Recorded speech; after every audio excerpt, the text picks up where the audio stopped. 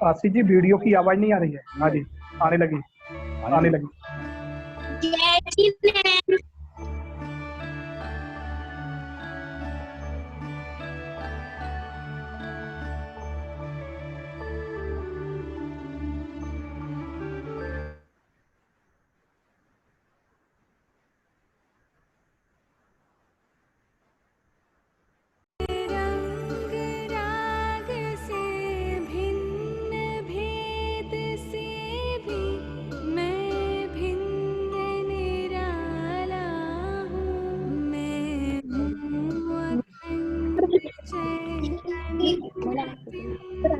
निज रस में रमने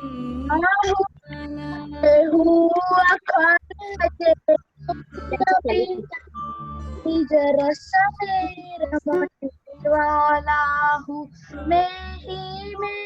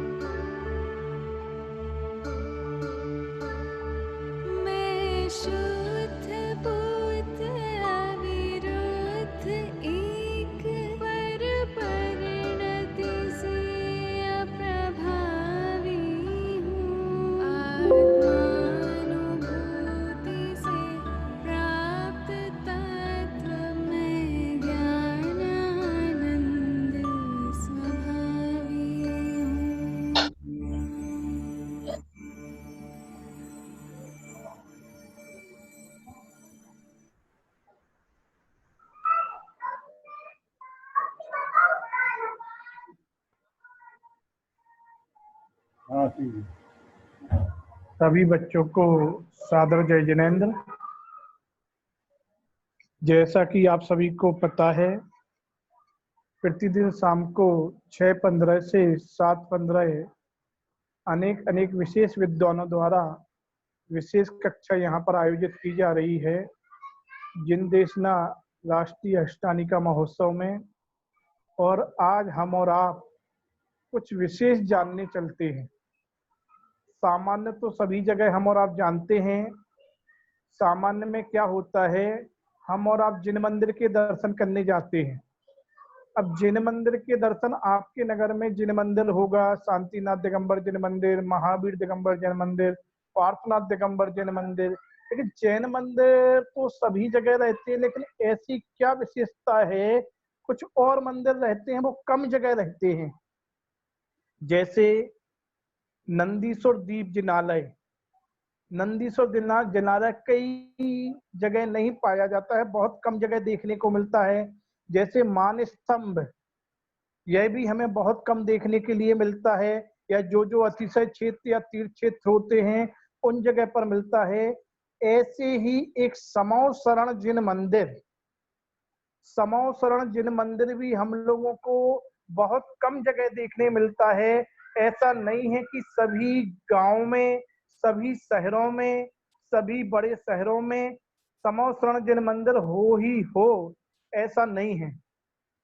तो क्या होता है समौ शरण, किसमें उसमें किस प्रकार से दर्शन होते हैं, किस प्रकार से उसमें सभाएं लगती है, क्या है यह समौ शरण, इसको बतलाने के लिए आज हमारे बीच में एक विशेष विद्वान पंडित अभिषेक जी शास्त्री, जो कि सिलवानी के निवासी हैं और वर्तमान में इंदौर में निवास करते हैं। एक बार हम सभी जोरदार ताली बजाकर उनका स्वागत करें।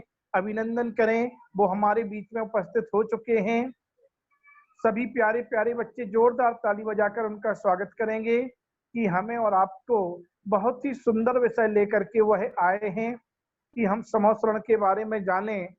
पंडित अभिषेक जी शास्त्री, जो पंडित टोडरमल स्मारक ट्रस्ट से जिन्होंने शास्त्री किया हुआ है, सिलवानी जो कि एक धार्मिक नगरी है और ऐसी धार्मिक नगरी है जहां पर तारण समाज और दिगंबर समाज दोनों ही सामंजस्य बनाकर अपना अपना स्वाध्याय करते रहते हैं और निरंतर उसमें लीन रहते हैं।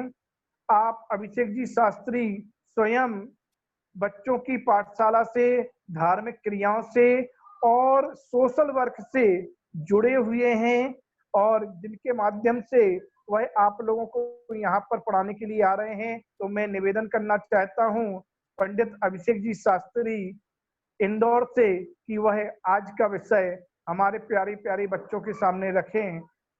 मैं निवेदन करता हूँ अभिषेक जी शास्त्री से। धन्यवाद भाई साहब, धन्यवाद आशीष जी भाई साहब को कि उन्होंने मुझे इतना बढ़िया मंच क्लास कक्षा दी। हाँ, ये इसमें मेरी क्लास के भी बच्चे मुझे काफी दिख रहे हैं आज तो। देवांशी है, दक्षता है और भी बहुत सारे बच्चे जुड़ गए हैं।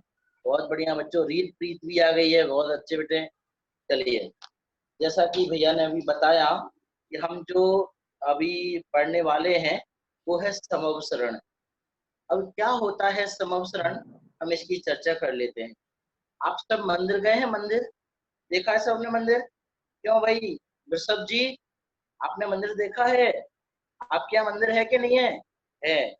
तो बेटा जो मंदिर है ना, एक समवसरण भी एक प्रकार का मंदिर है। मंदिर में कौन होते हैं? भगवान होते हैं, उनकी प्रतिमा होती है। लेकिन समवसरण में तो साक्षात भगवान होते हैं। देखो देखो, मैं आपको एक उदाहरण से समझाता हूँ, ठीक है?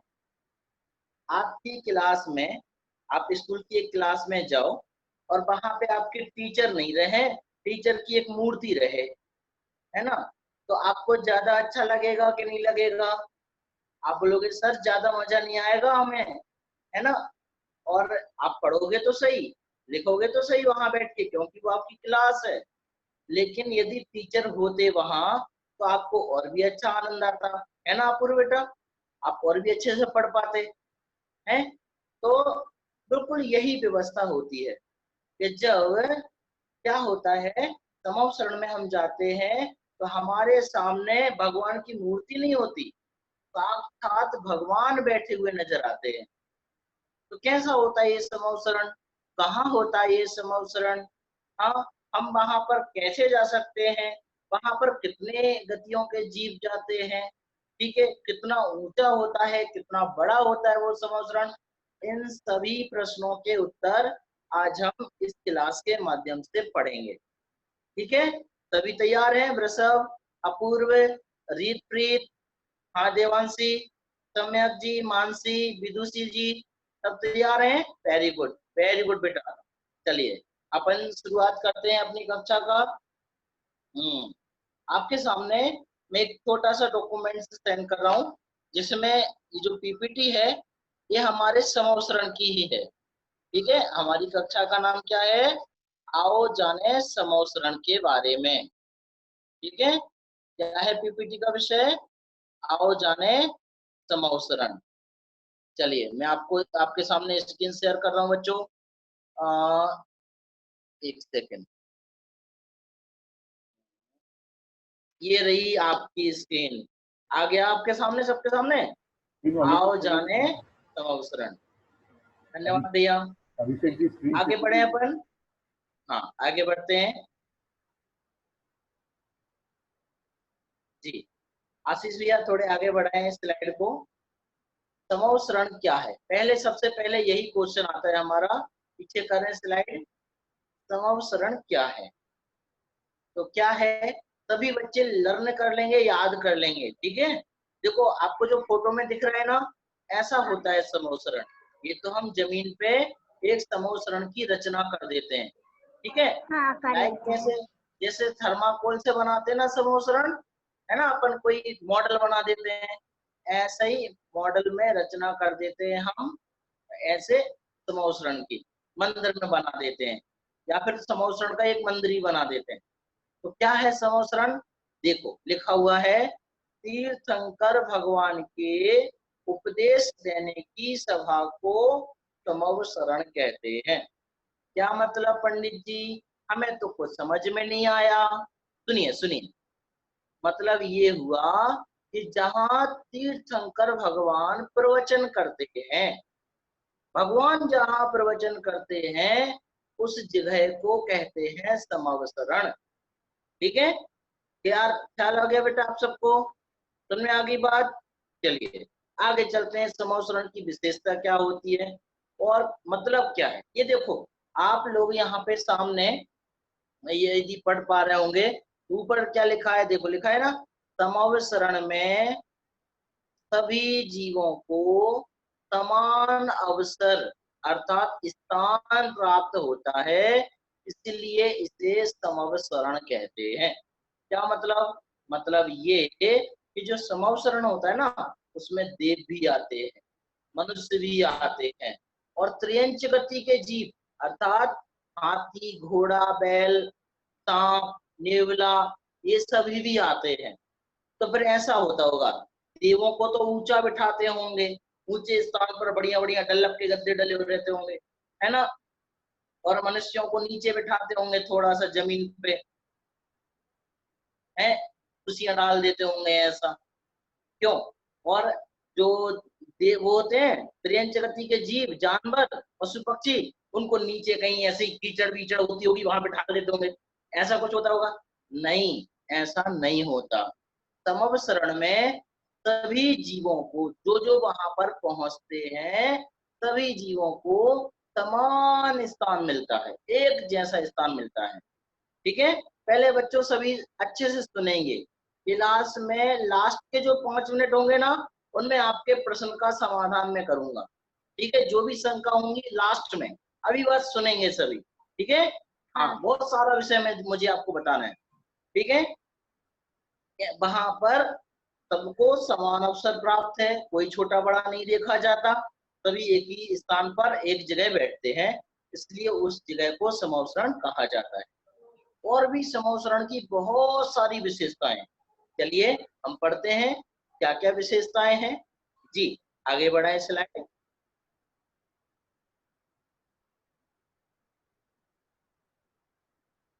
नंबर पहली विशेषता, अब सब बच्चे बहुत ध्यान पूर्वक सुनना, क्योंकि अगर ध्यान पूर्वक नहीं सुनोगे ना तो आपको महिमा ख्याल में नहीं आएगी, आपको महत्व ख्याल में नहीं आएगा समवसरण का। सुनो जरा ध्यान से सुनो क्या होता है। लिखा है 5, यह समवसरण भूतल, भूतल मतलब जमीन से, है ना, जमीन की सतह से 5000 धनुष ऊपर आकाश में 12 योजन विस्तृत एक शिला होती है। कौन सी शिला? के इंद्रनील मणि की शिला। शिला मतलब पत्थर। ठीक है, कैसा होता है वो पत्थर? के गोल गोलाकार शिला होती है। इस शिला के ऊपर वो समवसरण बनाया जाता है। साहब कौन बनाता होगा इतना बड़ा समवसरण? पहले सुन लो क्या लिखा, 5000 धनुष मतलब क्या? देखो नीचे मैंने आपको बताया, एक धनुष 4 हाथ का होता है। हाथ मतलब ये वाले हाथ, जो अपने हाथ होते ना, ये हाथ, तो 4 हाथ। यदि 4 हाथ को आप एक के बाद एक लिखो, अर्थात 6 फीट, फीट के अनुसार यदि हम देखें तो 6 फुट। आप में से कई सारे बच्चों की हाइट कितनी होगी? कोई 3 फुट का होगा, कोई बच्चे देखो दिख रहे हैं 3 फुटिया बच्चे, कोई 4 फुटिया बच्चे दिख रहे हैं। हाँ 3 फुटिया 4 फुटिया हो आप लोग। ये देखो वो बता रही है कि मैं 4 फुट की हूँ, तो 3, 4 और 5 फुट के हो गए। लेकिन 6 फुट, कितना? 6 फुट का एक धनुष होता है। अब 6 फुट के ऊपर 6 फुट, 6 फुट के ऊपर 6 फुट, ऐसे कितने कितने धनुष रखने हैं? 5000, 5000। कितने धनुष रख दो, कितना ऊपर पहुंच जाएगा? बहुत ऊपर पहुंच जाएगा, है। उतने ऊपर समवसरण बनाया जाता है। देखो यहाँ लिखा है 20,000 हाथ या 30,000 फीट ऊपर समवसरण होता है। अब प्रश्न होता है कि साहब ये समोसरण कौन बनाता होगा? ये देखो बच्चा प्रश्न कर रहा है यहाँ पे एक बच्चा प्रश्न। देखो एक बच्चे के दिमाग में प्रश्न हो रहा है, ये प्रश्न स्वाभाविक ही है, आपके दिमाग में भी आया होगा कि ऊपर समोसरण आखिर बनाता कौन होगा, कैसे बनाते होंगे, मजदूर कैसे जाते होंगे वहां तक, कैसे गिट्टी पहुंचती होगी, कैसे रेत पहुंचती होगी, कैसे सीमेंट पहुंचती होगी, क्या कैसे बनता होगा? सुनो सुनो सुनो, आगे सुनो। हाँ चलिए अपन आगे बढ़ते हैं थोड़ा सा। ये कौन बनाता है, कैसे बन जाता है, और इतना बड़ा समोसरण बनने में कितनी देर लगती है? सुनो, इसका उत्तर ये है, समय बेटा हैंड अभी आप लोअर कर लीजिए, ठीक है? अभी हम आपके प्रश्न का उत्तर नहीं देंगे, बाद में देंगे सबसे। तो लिखा समोसरण के चारों दिशाओं में, देखो एक मान लो ये समोसरण है, ये क्या है, एक समोसरण है, ठीक है? चलो ये तो प्लेट है, अरे भैया ये गोल है ना, अभी मान के चलो ये समोसरण है, ठीक है? तो इसके यहाँ पे भी जमीन से लेके यहाँ पे भी 20,000 सीढ़ियां, यहाँ पे भी 20,000 सीढ़ियां, यहाँ पे भी 20,000 सीढ़ियां, और यहाँ पे भी 20,000 सीढ़ियां। कितनी कितनी सीढ़ियां? 20,000 सीढ़ियां। ओ हम तो 10-10 सीढ़ी नहीं चढ़ पाते, 20,000 सीढ़ी चढ़ के जाएंगे हैं? सुनो सुनो सुनो, इन सीढ़ियों को जीव अर्थात हम तुम जो समोसरण में जाते हैं वो बिना श्रम, परिश्रम नहीं लगता उनका चढ़ने में, इतना सा भी नहीं थकते, बिना थके ही, जैसे एस्केलेटर होता है ना, होता है, उससे पैर रखो अपने आप ऊपर पहुंचने लगते हैं। ऐसे एस्केलेटर में तो, लिफ्ट में तो देर लगती है, 20,000 सीढ़ियां आधे 1 घंटे 2 घंटे भी लग जाए पहुंचने में, इतने ऊपर लग सकती ना बेटा है। लेकिन ध्यान रखना, जो समोसरण होता है ना, वहां तक पहुंचने में देर नहीं लगती। आपकी आंखें पलकती हैं ऐसी झपकी, इतनी देर में 20,000 सीढ़ियां चढ़ जाते हैं इंसान, इतनी देर में है। हाँ यही है समोसरण की महिमा, कितनी सी देर में पहुंच जाते हैं, आपने पलक झपकी नहीं कि 20,000 सीढ़ियां ऊपर पहुंच गए आप। सोचो आशीष जैन, हाँ आप कैसे सो रही हो यहाँ पे बेटा? ऐसे नहीं, अच्छे से बैठो, व्यवस्थित बैठो बच्चे, हाँ बच्चे व्यवस्थित बैठेंगे, ठीक है? हाँ चलिए आगे और सुनो। अब कौन बनाता होगा, अभी भी वही प्रश्न है, आखिर बनाता कौन होगा? तो बनाता है कुबेर। कौन बनाता है? कुबेर। एक देवराज, मतलब स्वर्ग में एक देवता होता है जिसका नाम है कुबेर। क्यों बनाता है कुबेर? कि जब भगवान को केवल ज्ञान होता है तो देवराज इंद्र, मतलब सबसे बड़ा जो इंद्र होता है ना स्वर्ग में, उसे इंद्र का आसन कपकपाने लगता है, ऐसा जैसे कि भूकंप आया हो, अर्थवेग आया हो, कप कप कप कप पूरा हिलने लगता है बेचारा, डांस करने लगता है। कुछ दिमाग लगाता है ज्ञान में, अवधि ज्ञान लगाता है, और वैसे ही उसे पता चलता है कि अरे अरे अरे अरे भरत क्षेत्र में महावीर भगवान को केवल ज्ञान हो गया है। वो बड़ी प्रसन्नता उसको होती है और तत्काल याद करता है। किसको याद करता है? रिंगिंग नहीं करता है, हलवा हलो नहीं करता, दिमाग में सोचता है कुबेर हाजिर हो, तो पटाख से उसी समय कुबेर हाजिर हो जाता है। जी साहब बताइए क्या आज्ञा है मेरे लिए? कुबेर से कहता है कि सुनो भरत क्षेत्र में, आर्यखंड में, तो हाँ सुनिए, मुझे भैया म्यूट मत करें जो भी है, हाँ मुझे म्यूट ना करें।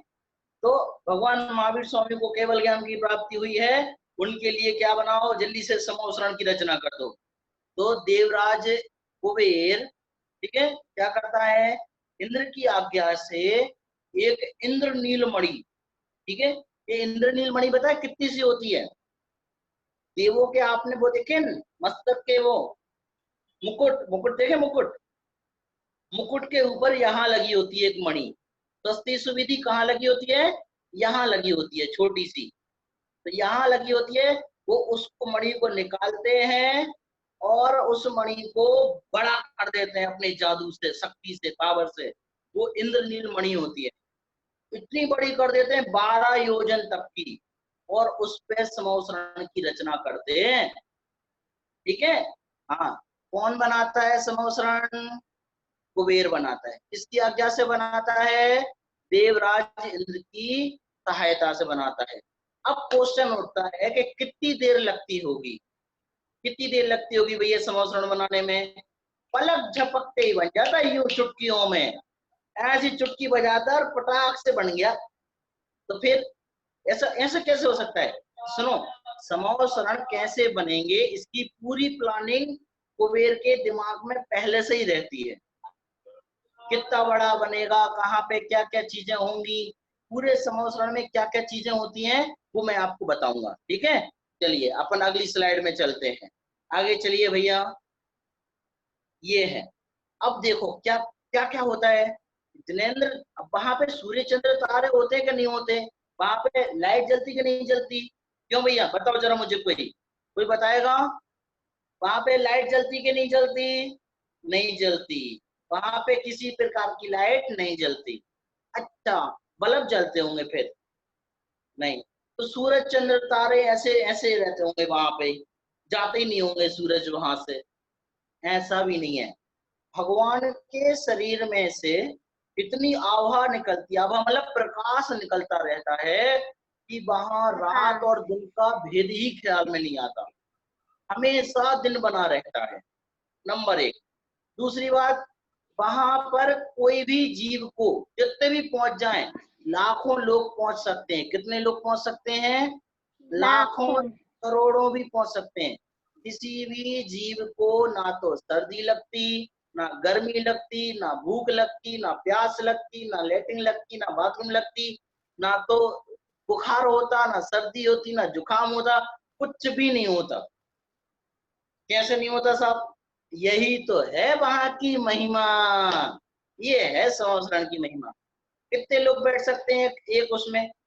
भगवान के पास में अनगिनत, जितने लोग चाहें उतने लोग बैठ सकते हैं। तो इतनी जगह कौन करेगा? ऑटोमेटिक अपने आप होती जाती है। ठीक है, ये वहां की महिमा है प्रभु, ये यही तो है अपने भगवान का चमत्कार। चलिए और आगे पढ़ेंगे अपन। हाँ, वहां पे पता है मृग और सिंह, मृग मतलब क्या होता है? मृग मतलब होता है शेर। तो बार बार मुझे म्यूट नहीं करें, ठीक है? चलिए, कोई बात नहीं, हो जाता होगा। हाँ, तो वहां पे हिरण और शेर एक साथ बैठते हैं, कोई भी नहीं कर रहा है यहाँ और बिल्ली एक साथ बैठते हैं, सांप और नेवला एक साथ बैठते हैं। कि साहब क्या करते होंगे ये लोग बैठ के? अरे मैंने जिन जिन जीवों के नाम लिए, आप सोचो इनके बारे में। क्यों, क्या कभी हिरण और शेर एक साथ रह सकते हैं? ये जन्मजात दुश्मन हैं, ये कभी एक साथ नहीं बैठते, समझ गए? हाँ, वहां पे कोई कुछ लेके नहीं जाता, कोई कुछ वहां पे छोड़ के नहीं आता, ऐसा वहां का महिमा है, प्रताप है। ठीक है, तो जन्मजात बैर रखने वाले जानवर भी एक साथ बैठते हैं। वो कहते हैं ना, बैठे समीप संत चरणों में, पशु भी बैर भुलाते। जब मुनिराज के पास में जाके कोई बैठ जाए, पशु मतलब शेर भी बैठ जाए, वहीं पे हिरण भी बैठ जाए, तो वो आपस में नहीं लड़ते। तो बात किसकी चल रही है? भगवान की चल रही है। तो क्या भगवान के सामने जाके लड़ेंगे वो लोग? नहीं लड़ते। और सुनो, और सुनो, ये क्या लिखा है सामने आपके? लिखा, वहां स्थित जीवों को अपने पिछले 3 भव, आने वाले 3 भव, और एक वर्तमान का भाव, कि वो छोटे में कैसा था, बड़े में कैसा होगा, बुजुर्ग हो जाएगा तो कैसा होगा, ये सब कुछ कितने, टोटल 7 भव। 7 भव मतलब 7 जन्म। भगवान के पीछे एक महामंडल चलता है, गोल गोल गोल गोल, देखा होगा ना आपने, कभी कभी टीवी में देखा होगा, वो तो टीवी में नकली होता है। भगवान के समूह शरण में असली असली महामंडल चलता है, यहाँ सब पीछे दिखाई देता है गोल गोल। उस महामंडल में जो भी जीव वहां पहुंचते हैं, उनको अपने सात सात भाव दिखाई देते हैं कि वो आगे जाके 3 भाव तक क्या क्या बनने वाले हैं, और पिछले 3 भाव भी दिखाई देते हैं कि वो 3 भाव पहले से क्या बनते आ रहे हैं, और वर्तमान का भाव भी दिखाई देता है कि उनके साथ में आगे बुढ़ापे तक क्या क्या होगा, सब कुछ दिखाई देता है। ठीक है, हाँ, ये सारी चीजें भगवान के वहां प्रताप से ऑटोमेटिक होता है बच्चों। ठीक है, और भी विशेषता है। और कौन सी विशेषता है भैया समूह शरण की? ये देखो आपके सामने ये दिख रहा है ना, समूह शरण की जो रचना होती है बहुत अनुपम है, बहुत अनुपम, बहुत अद्भुत। अनुपम मतलब उसकी किसी से उपमा नहीं की जा सकती। आप सोचो कि हम आपको कोई उदाहरण दे देंगे, पंडित जी बताओ तो सही, फिर भी किसके घर की तरह होता होगा समोसरण है? क्या कोई के चक्री की तरह होता होगा समोसरण, लट्टू की तरह होता होगा, या फिर वो पी के आया था ना जिस वाली छतरी से, है दूसरे ग्रह से, वैसा होता होगा क्या? तो सुनो, अनुपम रचना होती है। अनुपम मतलब विश्व के किसी भी वस्तु से, किसी भी जहाज से उसकी तुलना नहीं की जा सकती, उसकी उपमा नहीं दी जा सकती, ऐसा होता है। उसमें बहुत अतिशयकारी 8 भूमियां होती हैं। आओ हम पढ़ते हैं इन 8 भूमियों को। चलिए आगे बढ़ाएं भैया। ये 8 भूमियां आपके सामने हैं बच्चों, बहुत ध्यान से पढ़ना, याद कर लेना। मैं आपको बताता हूँ। पहली भूमि है चैत्य प्रसाद भूमि, तमोसरण के अंदर ही। ठीक है, अब अंदर की रचना शुरू हो रही है बच्चों, और ध्यान से पढ़ना। आप 20,000 सीढ़ियां चढ़ के ऊपर पहुंच गए हो, और ऊपर जब पहुंचे हो तो सबसे पहले आपने क्या देखा? जैसे जब ये समोसरण है, सबसे पहले आपने दीवाल देखी। क्या देखी? ये दीवाल। और ये दीवाल काय की बनी हुई है? इसको कहते हैं धूली कोट। क्या कहते हैं इसको? धूली कोट। इस दीवाल का नाम है धूली कोट। ठीक है, ये हीरे मोती माणिक जवाहरात, इनकी धूल जो होती है ना, इसको पीस के धूल बनाते हैं, और उस धूल से वो दीवार बनाई जाती है। तो पहली होती है धूली कोट से बनी हुई दीवार। इस दीवार में भी 4 दरवाजे होते हैं, एक यहाँ, एक यहाँ, एक यहाँ, एक यहाँ, 4 दरवाजे होते हैं। और उस दरवाजों में भी बहुत बड़े बड़े, भगवान की जितनी ऊंचाई होती ना, उस ऊंचाई से 10 गुने बड़े बड़े। कितने बड़े? भगवान के शरीर की ऊंचाई से 10 गुना बड़े बड़े द्वार होते हैं, द्वार। ठीक है, हाँ, उनकी बात आपको बताऊंगा। द्वार होते हैं, उन द्वारों के बाहर, मतलब जो ये दिख रही ना आपको, ये क्या थी? धूली कोट नाम की दीवार।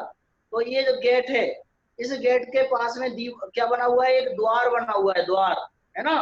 हाँ, गेट, गेट, द्वार मतलब गेट, बहुत बड़ा। वो गेट के बाहर में नाट्यशालाएं होती हैं, 2 नाट्यशालाएं, एक इस तरफ एक इस तरफ, ऐसी 2 इधर 2 इधर, और ऐसी की ऐसी नाट्यशालाएं पीछे होती हैं। मैं सबका मतलब बताऊंगा आपको, बिल्कुल टेंशन मत लेना कि पंडित जी पता नहीं आज क्या क्या बता रहे हैं, सबका मतलब बताऊंगा। ऐसी चारों दीवार, चारों साइड में कितनी कितनी नाट्यशालाएं, 2 आगे 2 इधर 2 अंदर, तो 8 हो गई। ठीक है, 8 हो गई एक गेट पे, फिर 8 इस वाले गेट पे, फिर 8 इस वाले गेट पे, और 8 इस वाले गेट पे। कितनी हो गई?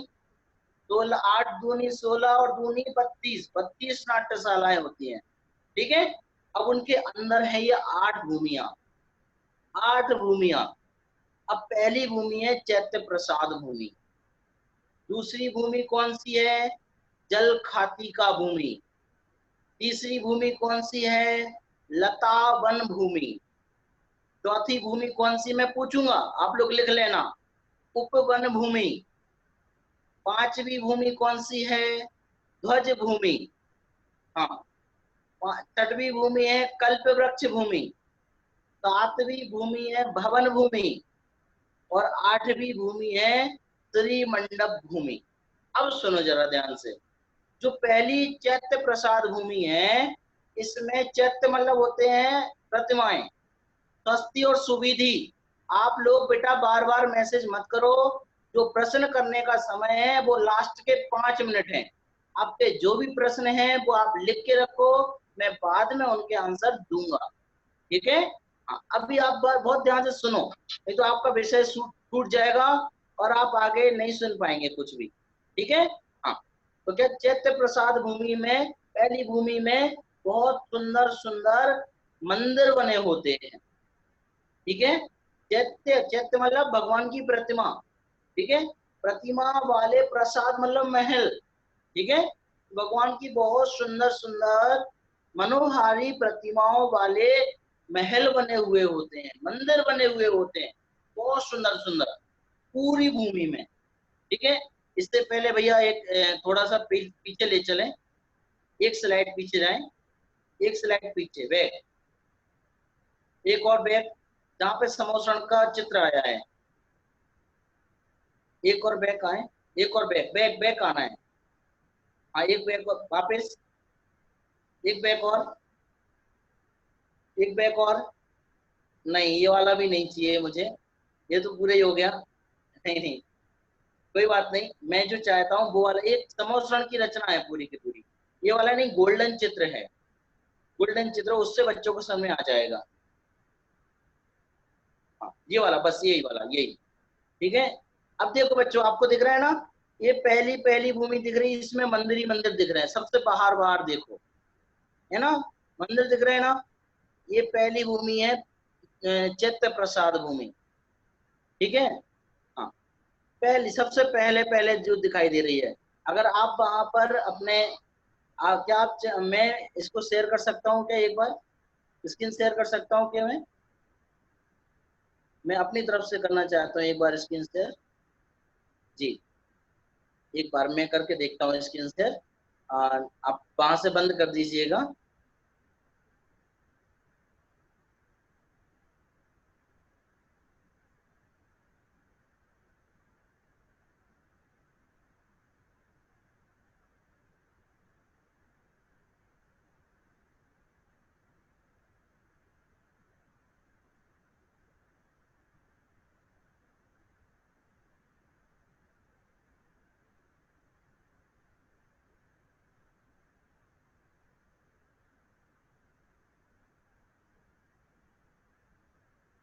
ये देखिए बच्चों, ये जो भूमि दिख रही, ये दिख रहा है ना जो समोसरण, ये जो भूमि है, ये जो लाल वाले जो दिख रहे हैं ना, ये लाल लाल आपको कुछ दिख रहा है ना, ये इंद्र खड़े हुए हैं, इसके बाजू में से लाल जो दिख रहे हैं, है ना, यहाँ यही जो है, देखो मैं आपको बताता हूँ थोड़ा सा, है ना, इसमें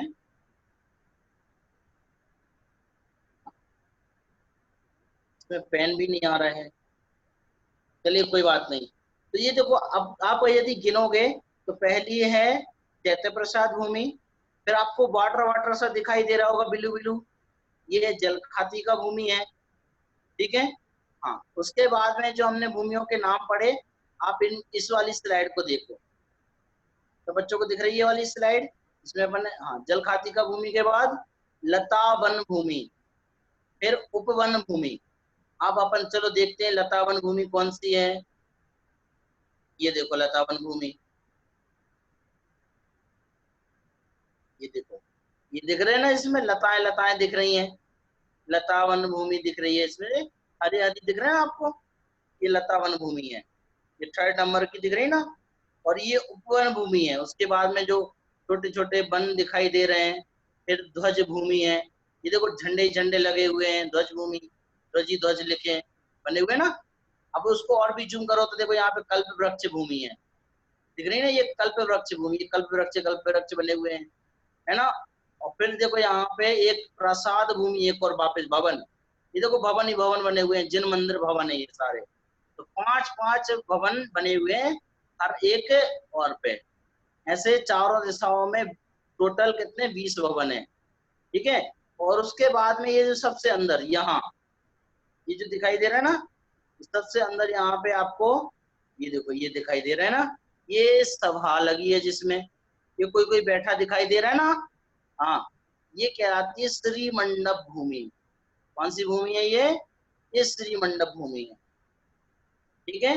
इस श्री मंडप भूमि में 12 सभाएं लगी होती हैं। चलिए मैं आप लोगों को बताऊंगा अभी आगे चलते हैं अपन। सबसे पहले भैया आप स्क्रीन शेयर करें, मुझे जो बताना था इतने में बताना था, आप स्क्रीन शेयर कर दें एक बार, ठीक है। हाँ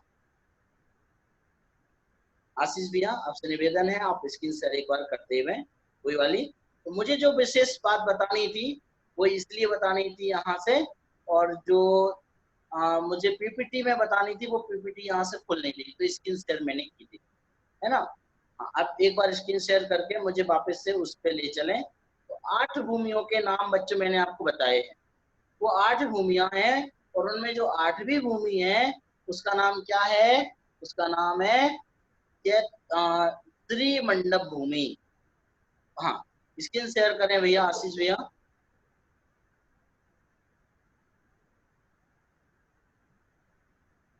हेलो आशीष जी, आप मुझे सुन पा रहे हैं?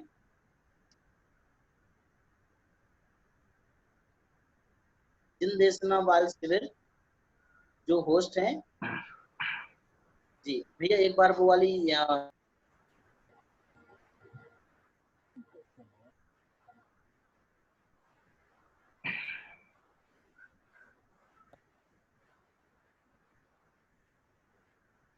अभिषेक जी, आशीष जी की जगह और कोई बैठा हुआ है सीट पर। अच्छा अच्छा हाँ शायद उनसे पता नहीं है कुछ।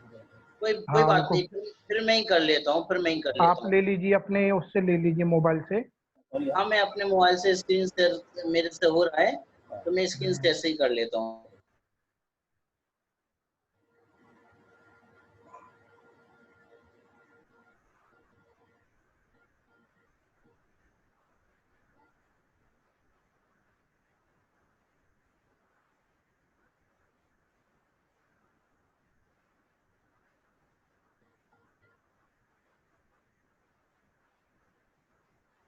यूट्यूब, हेलो, हाँ बच्चे सब दिख रहे हैं। मैं आपके सामने स्क्रीन शेयर कर रहा हूँ बच्चों, जहाँ पे अपन अभी पढ़ रहे थे वो स्क्रीन शेयर करते हैं अपन।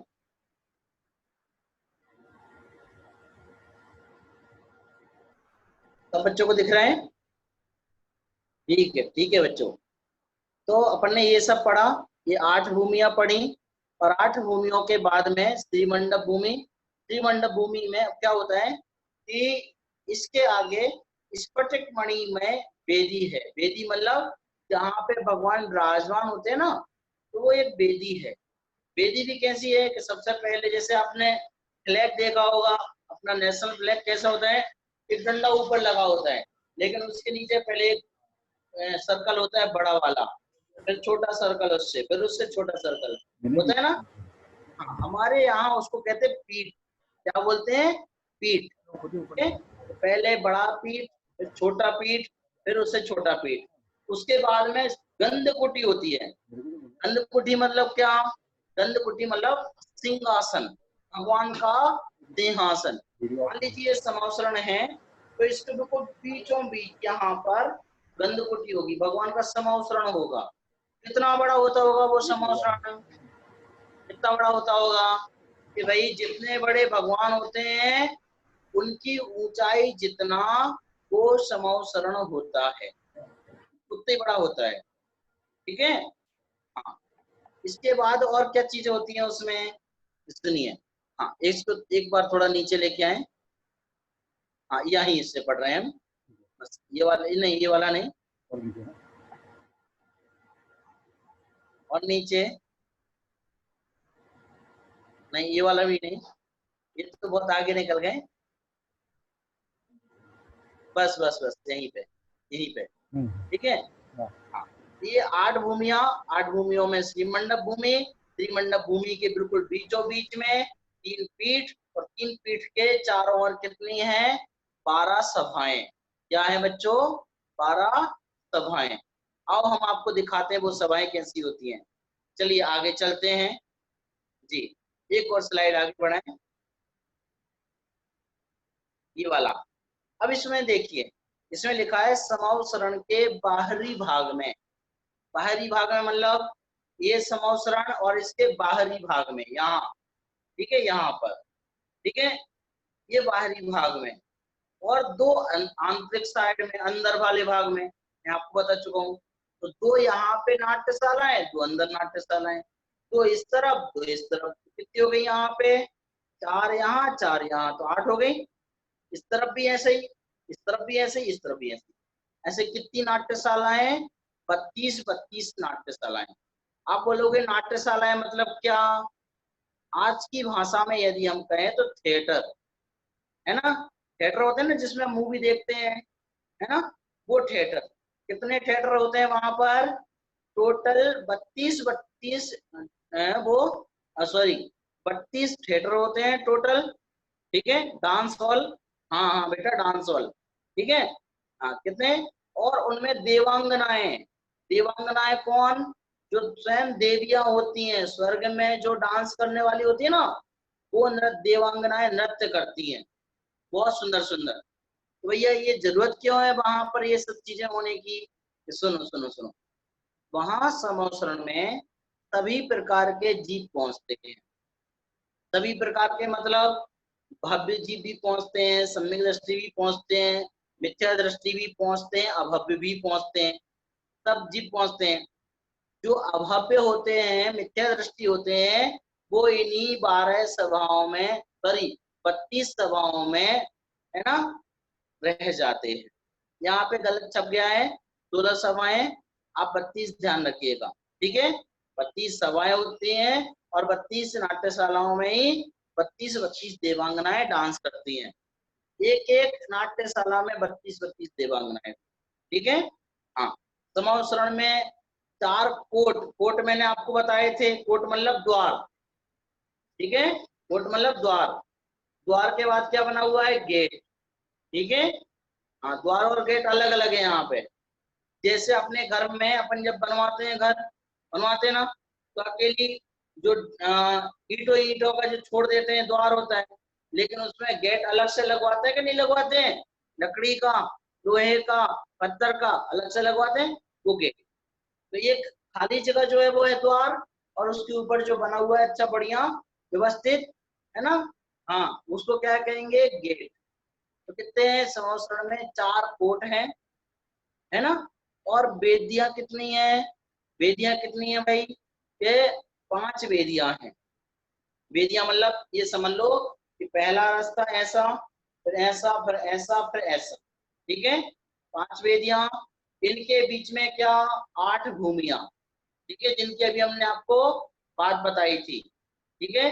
पहली कौन सी? चैत्य प्रसाद भूमि।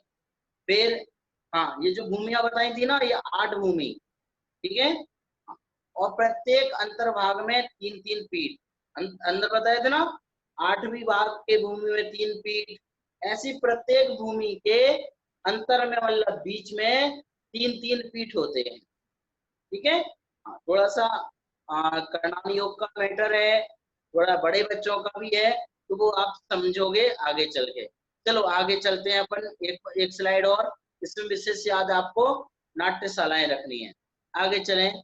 हाँ, ये देखो 8वीं जो गंधकुट वो है, कौन सी 8वीं भूमि? श्रीमंडप भूमि। अब श्रीमंडप भूमि में देखो इस प्रकार की सभाएं दिख रही हैं आपको, सबको दिख रही है सभाएं? देखो देवलोग बैठे हैं, देवियां बैठी हैं, मुनिराज बैठे हैं, बैठे दिख रहे हैं आप सबको? अच्छे से देखोगे तो दिख जाएंगे। और इनके अलावा एक ऐसा समोसरण में क्या दिखाई दे रहा है? भगवान बैठे हैं, गंधकुटी की रचनाएं। वो देखो सबसे पहले 3 पीठ दिख रही है, पहली बड़ी पीठ दिख रही होगी, अच्छे से देखें इस फोटो को, ठीक है। फिर उससे छोटी पीठ, फिर उससे छोटी पीठ, फिर एक कमल, कमल की रचना हुई है, स्वर्ण कमल की रचना हुई है ना। और स्वर्ण कमल के भी 4 अंगुल ऊपर, उस जैसे मान लो स्वर्ण कमल है, तो इसके ऊपर ऐसे जम के नहीं बैठे हैं भगवान, इसके भी 4 अंगुल ऊपर भगवान विराजमान है।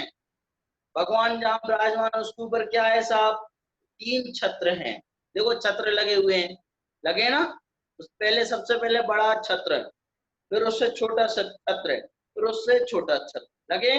आप देखो इस वाले चित्र में, अब यहाँ पे पढ़ गई, ध्यान से पढ़ना, ये जो लिखा हुआ है, क्या लिखा है कि समवसरण के बीचों बीच गंध कुटी होती है। जो भगवान जहाँ विराजमान है वो कौन सी जगह है? गंध कुटी। ठीक है, गंध कुटी के बीच में पाद पीठ सहित उत्तम स्फटिक मणियों से निर्मित और घंटियों से सुसज्जित रमणीय सिंहासन होता है। अब वो सिंहासन किस रूप में होता है? स्वर्ण कमल के रूप में होता है। किसके रूप में? स्वर्ण कमल के रूप में होता है। साहब जिसकी ऊंचाई कितनी होती है कि जितनी तीर्थंकर भगवान के शरीर की ऊंचाई होती है उतनी ही उस कमल की ऊंचाई भी होती है। तो फिर ऐसे देखते होंगे सब लोग कि नहीं, सबको भगवान बहुत अच्छे से स्पष्ट दिखाई देते हैं। तो भगवान बोलते होंगे तो उनके होंठ दिखते होंगे कि नहीं दिखते होंगे? क्यों चलते हुए? सुनो सुनो सुनो सुनो सुनो, भगवान जब बोलते हैं तो उनके मुख से नहीं ऐसे नहीं बोलते जैसे हम बोल रहे हैं, वो तो ऐसे ध्यान में मग्न हैं और उनके पूरे शरीर से ओमकारमयी ध्वनि निकलती है। कैसी ध्वनि निकलती है? ओमकारमयी ध्वनि निकलती है, जिसको हम कहते हैं दिव्य ध्वनि। मन में आई देवांशी बात? दिव्य ध्वनि होती है वो। और वहां पर जितने भी जीव हैं, जैसे मान लो देव लोग हैं, तो देवों को देवों की आवाज में, उनकी भाषा में वो दिव्य ध्वनि सुनाई देती है ना।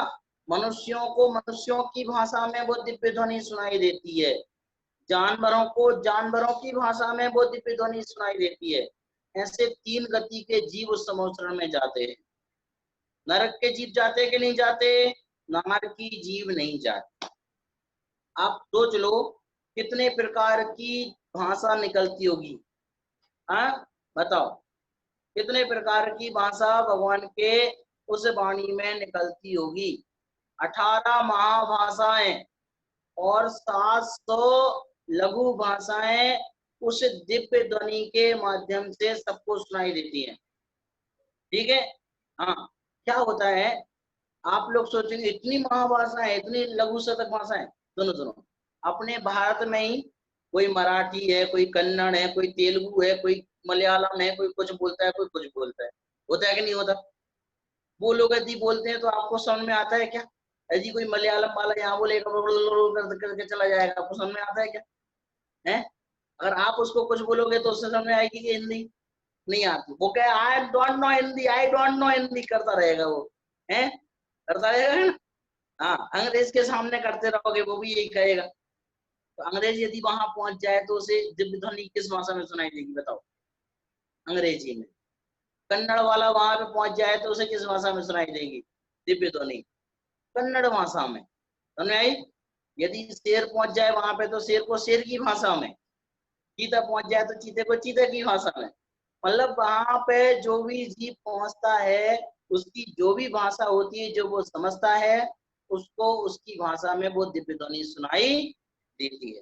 चलिए भाई साहब आगे चलते हैं पर अगली स्लाइड पर। हाँ, इसमें और एक बात और क्या चीज देख लें, समोसरण के चारों ओर, चारों देखो, ये वापस से जाओ समोसरण की ओर, ये समोसरण है ना। चारों ओर मान स्तंभ होते हैं। जैसे 20,000 सीढ़ियां चढ़ के आए तो यहाँ पे एक मान स्तंभ खड़ा हुआ है, एक मान स्तंभ यहाँ पे है, एक यहाँ पर है और एक पीछे है। ठीक है, चारों दिशाओं में 4 मान स्तंभ है। मान स्तंभ मतलब क्या? ये देखो आपको जो दिख रहे हैं ना यहाँ पे, ये साइड में दिख रहे हैं ना चित्र, ये मान स्तंभ ऐसे ही रहते हैं क्या? नहीं, ये तो अपना बनाया हुआ है हाथों का। सोचो देवों के द्वारा बनाया हुआ मान स्तंभ कितना ऊंचा और कितना बड़ा होगा। आपको एक बात बता दूं कितना बड़ा होता है भगवान।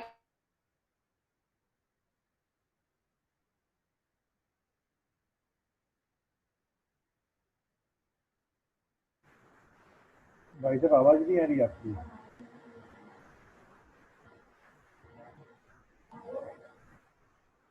चलिए चलिए, भाई क्या साहब है आवाज कि मोबाइल से बड़ी परेशानी होती है, कभी फोन आ जाते हैं, कभी कुछ जाता है तो अपने आप रुक जाता है। चलिए, ये 4 मान स्तंभ होते हैं, उनके नाम सुन लीजिए। पूर्व दिशा में कौन सा? विजय नाम का मान स्तंभ है पूर्व दिशा में। ठीक है, पूर्व में। दूसरा, पूर्व के बगल की दिशा कौन सी होती है? दक्षिण। ठीक है, दक्षिण में कौन सा? वैजयंत नाम का पानी स्तंभ है। और पश्चिम में, पश्चिम मतलब पीछे की साइड, ठीक है, जयंत नाम का मान स्तंभ है। और उत्तर में कौन सा होगा? अपराजित नाम का मान स्तंभ है। चारों दिशाओं में ये 4 मान स्तंभ होते हैं, बहुत बड़े बड़े होते हैं भैया, बहुत बड़े बड़े। ठीक है, बहुत बड़े बड़े। मैं आपको बता रहा था, भगवान के शरीर की ऊंचाई से इनकी ऊंचाई 10,000 गुना तक बड़ी हो सकती है, अलग अलग है पृथ्वी में। ठीक है, त्रिलोक सार में तो अलग अलग ऊंचाई बताते हैं समोसरण की। ठीक है, समोसरण के चौड़ाई के हिसाब से मान स्तंभों की ऊंचाई अलग अलग बताई है। इसलिए किसकी कितनी ऊंचाई है ये नक्की तो नहीं है, लेकिन इतना समझ लें कि भगवान का जितना शरीर है, मान लो 500 धनुष भगवान की काया है, शरीर की ऊंचाई कितनी है? 500 धनुष है, तो उससे 10 गुना बड़ा मान स्तंभ होगा, उनके शरीर से 10 गुना बड़ा मान स्तंभ होता है। और इसी मान स्तंभ को देखकर, इसी मान स्तंभ को देखकर जो मानी जीव होते हैं, मानी मतलब घमंडी, मायाचारी, अभिमानी, उन जीवों का मान गल जाता है। इतना बड़ा समोसरण, किसी का नाम याद आता है आपको? हाँ, गौतम गढ़धर जो थे, तो पहले वो इंद्रभूति नाम के मुनि थे, उनके साथ में हमेशा 500 मुनिराज रहते थे, साधु रहते थे। अपने वाले मुनिराज नहीं है ना, हिंदू साधु थे वो, ऐसे रहते थे, ऐसा किंवदंती मिलती है। तो क्या होता कि जब उनको पता चला, एक देव ने उनकी परीक्षा ली, है ना, सत द्रव्य कम 7 तत्व, ऐसे एक क्वेश्चन पूछा कि 6 द्रव्य कौन से हैं, 7 तत्व कौन से हैं, है? तो उन्होंने, गौतम गढ़धर ने कहा, जबकि वो गौतम गढ़धर नहीं थे उस समय, इंद्रभूति नाम के वो आचार्य ने कहा कि ये जो प्रश्न तुमने मुझसे पूछा है, इसका उत्तर तो मैं तुम्हारे गुरु को दूंगा। तुम्हारे गुरु कहाँ हैं? साहब वो तो बहुत ऊपर है, चलो वहां हम लेके चलते हैं आपको। वो कौन बन के आया था? इंद्र बन के आया था। ठीक है, एक साधारण से वेश में है, तो इंद्र की माया थी पूरी की पूरी, इंद्र बन के आया था। और कहते हैं कि जब वो इंद्रभूति समोसरण में पहुंचे भगवान महावीर स्वामी के, और उनके समोसरण में पहुंच के मान स्तंभ देखा, क्या देखा? मान स्तंभ।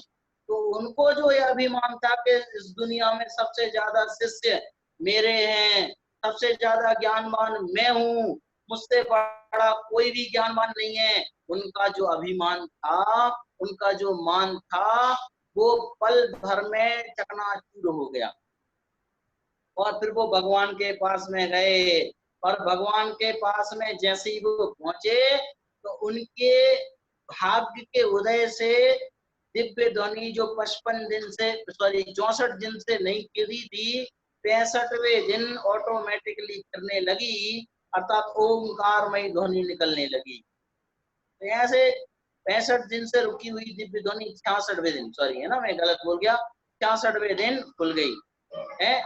और सबने उसको दिव्य ध्वनि के नाम से जय जयकार हो, जय जयकार हो, गौतम गढ़धर की जय जयकार हो।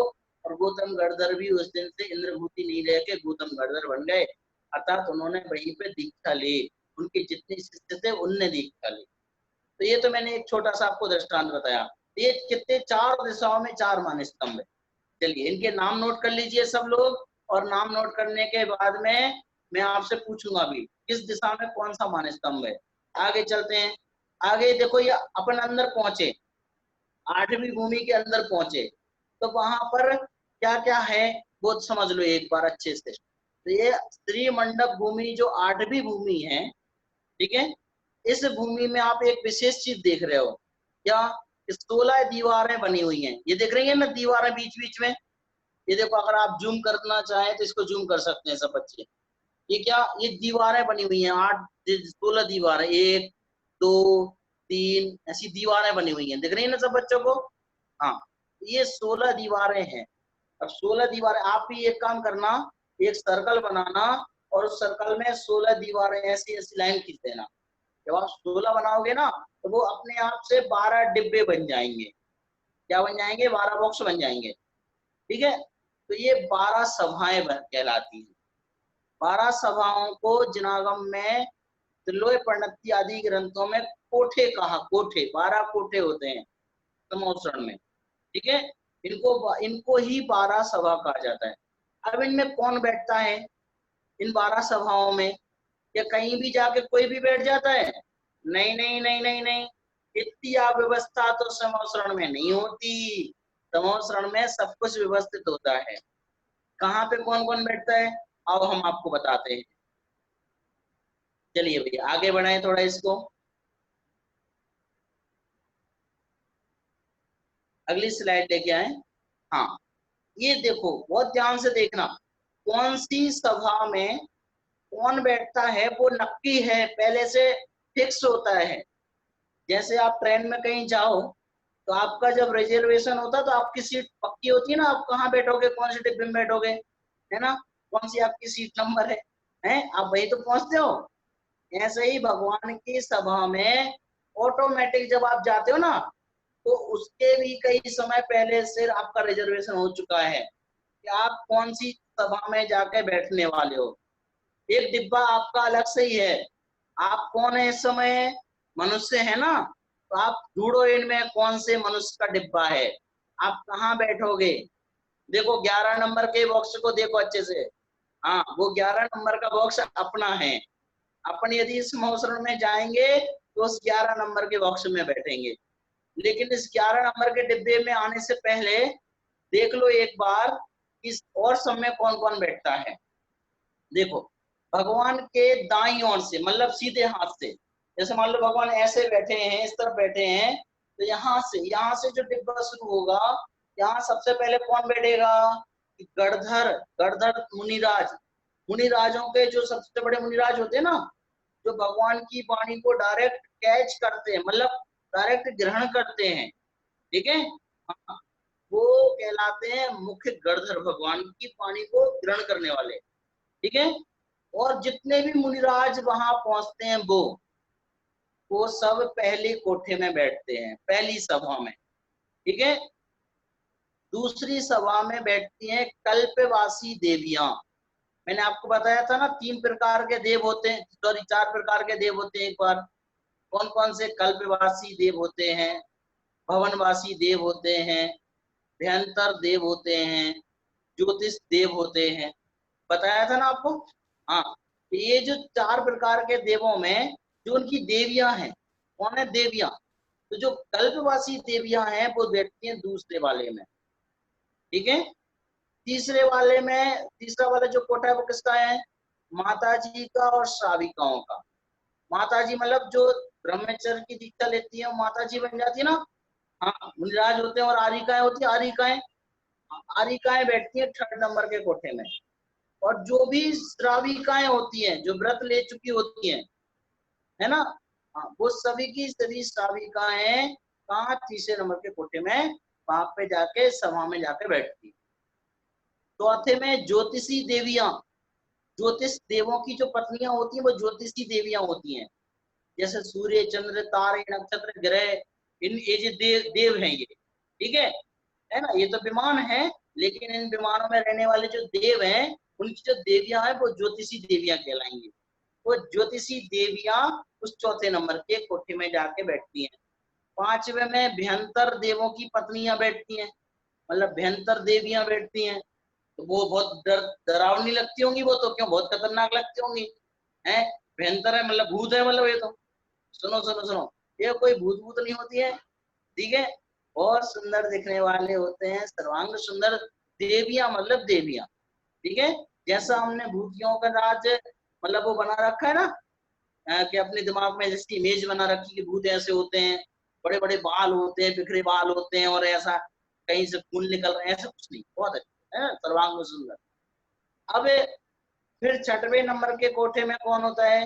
भवनवासी देवियां। कौन होती हैं? भवनवासी। देखो ध्यान से सुनना अच्छे से, और इसकी स्क्रीनशॉट लेके रख लेना, मैं तो कहता हूँ, हाँ आपके काम में आएंगी ये सारी चीजें, आप याद करना। 7वें नंबर की जो सभा है उसमें भवनवासी देव।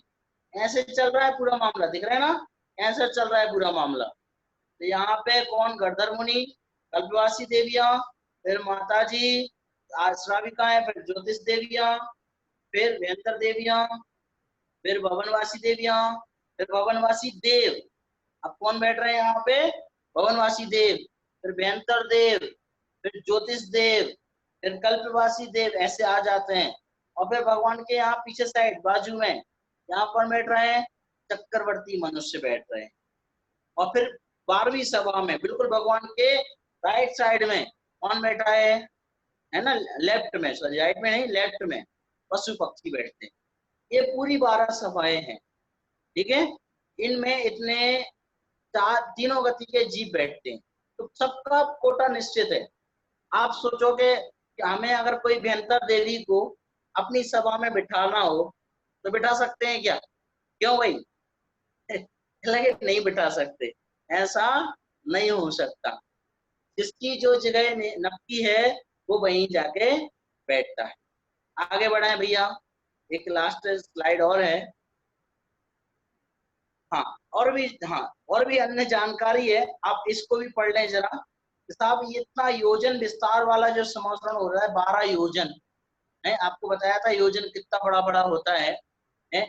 ये एक कोसों का होता है, कई कोसों का योजन होता है। 4 किलोमीटर, 3.25 किलोमीटर का एक कोस, ठीक है। और ऐसे कई कोसों का एक योजन, मतलब इतना बड़ा जो समोसरण होता है, उसे आने जाने में कितना समय लगता होगा हमें, है? हम वहीं घूमते रहते होंगे पूरे जन्म भर। सुनो, ऐसा नहीं है। वहां प्रवेश करने में और वहां से बाहर निकलने में मात्र अंतर मुहूर्त का टाइम लगता है। अंतर मुहूर्त मतलब 45 से 48 मिनट का टाइम लगता है, बस 48 मिनट ही टाइम लगेगा। हाँ, इतना टाइम लगता है। और समोसरण में मात्र संगी पंचेंद्रिय जीव ही प्रवेश पाते हैं। और सुन लो, समोसरण में तीनों लोगों के जीव आते हैं। कितने? तीनों लोगों के। आप कहोगे सर अधोलोक के जीव कहाँ से आ गए? अधोलोक में तो नारकी होते हैं। सुनो, अधोलोक में जो भयंकर देव हैं, असुर देव हैं और उनकी देवियां हैं, वो वहां पहुंचती है। इस अकॉर्डिंग, इस हिसाब से मैंने कहा कि तीनों लोगों से जीव समोसरण में पहुंचते हैं। इसका मतलब ये नहीं कि नारकी लोग भी वहां पे पहुंचने लगे। इस प्रकार हमने अभी ये समोसरण के बारे में पढ़ा, समझा। अब आप लोगों के कुछ क्वेश्चन हैं तो आप मुझसे पूछ लीजिए बारी बारी से। आशीष भैया से निवेदन करूंगा कि बच्चों को जो भी क्वेश्चन है, एक क्वेश्चन है बारी बारी से कि सर समोसरण में अदर कास्ट के लोग आ सकते हैं क्या, लाइक क्रिश्चियन? Please sir. अच्छा, ये सुहानी जैन ने पूछा है। कौन हाथ उठा रहे हैं? एक बार पहले मैं वो देख लेता हूँ। एक प्रश्न आया सबसे है पहले तो चैट पे। मानसी जैन है अभिषेक जी, जी। एक प्रश्न आया है चैट पे कि प्लीज टेल कि समोसरण में अदर कास्ट के लोग आ सकते हैं क्या, लाइक क्रिश्चियन? अदर कास्ट के लोग भी जा सकते हैं क्या? हाँ। सुनो, क्रिश्चियन, अदर कास्ट वगैरह, जिस समय भगवान का शासन काल चलता है ना बच्चों, उस समय अदर कास्ट संबंधी कोई कास्ट होती नहीं है। एकमात्र जैनिज्म ही होता है, मात्र भगवान ही होते हैं। तीर्थंकर भगवान का ही शासन चलता है और उस समय कोई नहीं होता बेटा, अजैन कोई होता ही नहीं है। समझ आई ना? जिस समय तीर्थंकर भगवान होते हैं उस समय मात्र भगवान ही होते हैं, ठीक है? हाँ, और अगर दूसरे कास्ट के लोग हो भी तो राजपूत होते हैं, क्षत्रिय होते हैं, ठीक है? हाँ, वो सब भी वहां पर जा सकते हैं। भगवान के समोसरण में जब जानवरों का, मनुष्यों का, देवों का कोई भेद नहीं होता, सबको समान अवसर मिलता है, तो फिर कास्ट संबंधी भेदभाव कैसे हो सकता है ना? सब लोग जा सकते हैं, कोई दिक्कत नहीं है इसमें। अभिषेक जी थोड़े जल्दी जल्दी समाधान करते जाएं, क्योंकि जी हैंड रेस 6 लोगों के हैं और जी वो बताओ। क्वेश्चन का आंसर बिल्कुल इजी है। जैसे आपने क्वेश्चन दिया था वैसे आंसर उसमें आ गया था। अभिषेक जी ने जो लास्ट में बोला था कि तीनों लोगों के समस्त जीव उसमें जा सकते हैं, तो जो भी उनकी बात को मान रहा है वो जैन है। हाँ जी, और नेक्स्ट क्वेश्चन पूछते जाइए आशीष जी। शक्ति जैन सूरत। शक्ति जी म्यूट करिए अपने। सर हाँ बेटा। सर उसमें आपने बोला कि उन्हें 7 बार पता चल जाता है, तो पहले का भी पता चल जाता है? हाँ बेटा, पहले भाव में उनके साथ जो जो भी हुआ सब पता चल जाता है, और आगे भी जो जो होना है वो सब पता चल जाता है। बाद का भी? हाँ हाँ सर। ऋषभ, ये ऋषभ बोलिए। सर हाँ बेटा। दर्शव,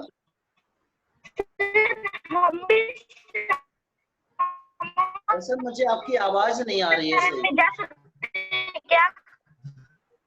दरअसल आपकी आवाज बहुत कट कट के आ रही है बेटा। हाँ जी, वृषभ जी का क्वेश्चन ये है कि क्या हम भी समासरण में जा सकते हैं क्या? क्यों नहीं जा सकते, जरूर जा सकते हैं। मैंने आपको बोला ना 3 गति के जीव जा सकते हैं, तो हम तो मनुष्य, हमारा तो सबसे पहला कर्तव्य बनता है समोसरण में जाने का। लेकिन जब तीर्थंकर भगवान होते हैं समोसरण तभी लगता है ना। और अभी हमारे सामने कोई भी तीर्थंकर भगवान विराजमान नहीं है ना। तीर्थंकर तो ग्रह है। मानसी पूछो क्वेश्चन। मेरा क्वेश्चन ये था, कुबेरी को पता होता है क्या कि समोशरण में करोड़ों से भी लाखों लोग आ रहे हैं, लाखों से ज्यादा लोग आ रहे हैं, इसलिए उतना ही बड़ा समोशरण बनाता है?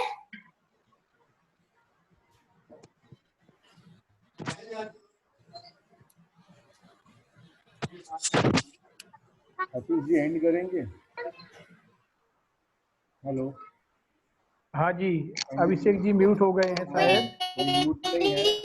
को भी पता अभिषेक जी कि आउट ज्यादा हो गए। लोग आ रहे हैं, इसके लिए वो उतना बड़ा समोशरण बनाता है? ऐसा नहीं है, उसमें संकोच विस्तार की शक्ति रहती है, माया भी द्वारा रचित होता है वह समोसरण। तो जितने भी लोग आते हैं उसकी अपेक्षा से उसमें कोठे छोटे बड़े होते रहते हैं, इसलिए उसमें माया भी द्वारा निर्मित होता है वह। अंतिम क्वेश्चन लेंगे आशीष जी हम। प्रिया एंड रिया जी।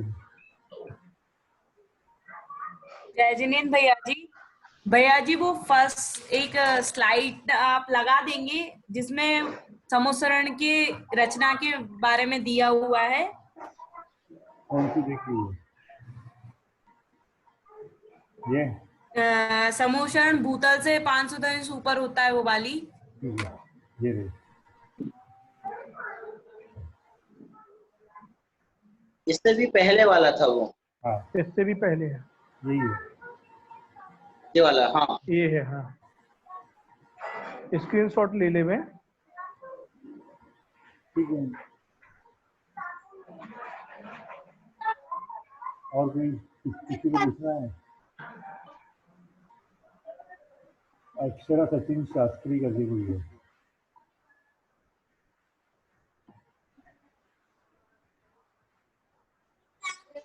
हाँ ठीक है, थैंक यू कर देंगे। हेलो। अक्षरा को लिया है कि आपने लाइन अक्षरा पर? को नहीं करते उसको। अच्छा अच्छा। तो बहुत क्वेश्चन है। वास्तव में क्वेश्चन तो इसमें बहुत होंगे, क्योंकि आपने ऐसा विषय पहली बार सुना है, और जिस प्रकार आप लोग बिल्कुल से एक टक लगाकर सुन रहे थे और एक टक लगाकर अभिषेक जी को ध्यान से देख रहे थे कि यह वास्तव में समरसरण कैसा है, इसमें 12 सभाएं क्या होती हैं, हम कौन सी सभा में। तो सबको क्वेश्चन हो सकता है कि साहब हम 11वीं सभा में हमें क्यों बैठाला है, हमें पहली सभा में बैठाल देते, पहले कोठे में बैठाल देते, दूसरे कोठे में बैठाल देते। ऐसे बहुत सारे क्वेश्चन आप लोगों को हो सकते हैं। तो यह वास्तव में समोसरण का जो विषय है अपने आप में बहुत अद्भुत है और बहुत ही सोचने योग्य है, विचारने योग्य है। जब आप कभी समोसरण जिनालय या समोसरण मंदिर जाएंगे तब आप उसको विशेष रूप से देखना। कई मंदिरों में उसका मैप बना होता है जिसके माध्यम से आपको उसकी पूरी विस्तृत जानकारी मिलेगी। अब अभिषेक जी के पास समय था 1 आवर। अब 1 आवर्स में अभिषेक जी आपको कितना समझा सकते थे? तो लेकिन अभिषेक जी ने बहुत ज्यादा विषय हम और आपको समझाने का प्रयास किया है, और वास्तव में बहुत ही रोचक शैली से, बहुत ही जितना हम छोटे छोटे बच्चों को नॉलेज होना चाहिए और सारा का सारा नॉलेज उन्होंने 1 घंटे के अंदर दिया है। सभी बच्चे एक बार जोरदार ताली बजाकर अभिषेक भैया का स्वागत करेंगे कि उन्होंने इतना सारा विषय हमें 45 मिनट मिले हैं करीब, उनको 1 आवर्स भी नहीं मिला है, तो उन्होंने इतने समय में हमको ये विषय समझाया है। ऐसे ही विषय आप लोगों को प्रतिदिन मिल रहे हैं। जैसे आज आप लोगों ने इस क्लास को ध्यान से सुना है, समय से आए हैं, वैसे ही नेक्स्ट क्लास जो कल क्लास रहेगी वह रहेगी पंडित आशीष जी शास्त्री टीकमगढ़, और उनका विषय है जीवन जीने की कला, कि हमको जीवन कैसा जीना है, हमें वास्तव में अपनी लाइफ स्टाइल कैसे करनी है और जैनों की लाइफ स्टाइल कैसी होनी चाहिए। इस सारी बातें कल आपको पंडित आशीष जी शास्त्री टीकमगढ़ आपके सामने प्रस्तुत करेंगे। आज हम जोरदार ताली बजाकर एक बार पुनः पंडित अभिषेक जी शास्त्री इंदौर का स्वागत करते हैं। इसी प्रकार हमें जरूरत पड़ने पर समय अवश्य देते रहें, जिससे कि बच्चों को, बड़ों को, सभी को उनका सानिध्य प्राप्त हो। सभी प्यारे प्यारी बच्चों को जय जिनेंद्र, और शीघ्र ही सभी लोग जिनेंद्र भक्ति के माध्यम से मुख्य लिंक जो जूम की है उसमें हम और आप जुड़े। धन्यवाद। जय जिनेंद्र। जय जिनेंद्र सभी को।